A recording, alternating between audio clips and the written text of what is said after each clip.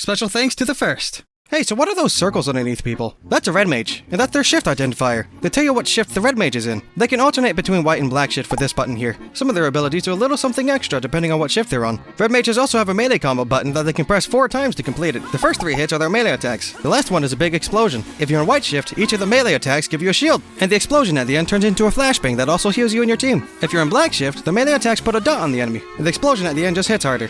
Also, each melee attack applies its own independent shift effect, so you can either put 3 shields on yourself, 3 dots on the enemy, or a mix in between. It's a pretty cool feature. They still have their dual cast feature with their cast time ability, but it's mostly just a filler attack in between your actual big hits. It also doesn't really change in potency based on the phase shift, so it just kinda exists there. They also have resolution, which they can use on demand. It's a big range line attack that does a lot of damage and also applies a crowd control depending on what shift you're on. If you're in black shift, it roots, and if you're white shift, it silences. So you can really pick your poison with what type of crowd control you want to do here, such as silencing the enemy team to give your team a little bit of breathing room, or you can root some poor sap trying to run for his life. They're also pretty mobile too. They have Kohako, which allows them to pull themselves towards an enemy and apply a debuff to the target, which increases their damage taken by 10% and reduces the damage they deal to the red mage by 20%. So it's a really good engage for your melee combo. And if things start getting hairy, they have Displacement, which makes them do a cool backflip, and to make their next spell cast do 20% more damage. These abilities don't really have a white shift or black shift component to them, so they're pretty neutral. But going back to the shift component, there's one ability that changes entirely based on what shift you're on. In white shift, it's Magic Barrier, which reduces your damage taken by 10% and increases the healing you take by 20%.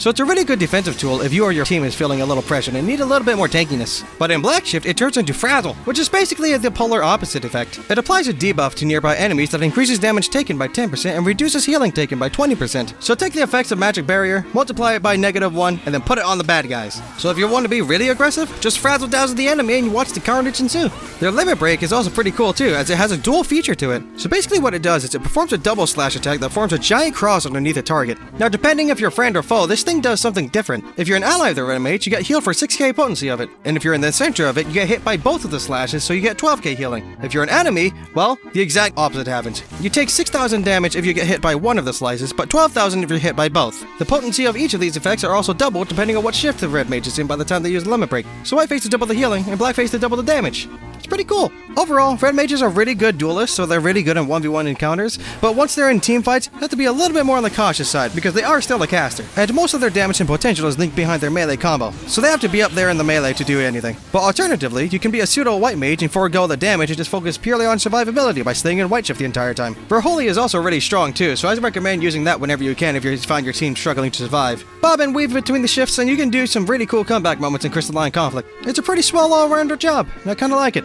I also want to thank all the swell souls on Patreon who help me do what I do. So thanks a lot for that. I really appreciate it. Alright, that's about it. See ya!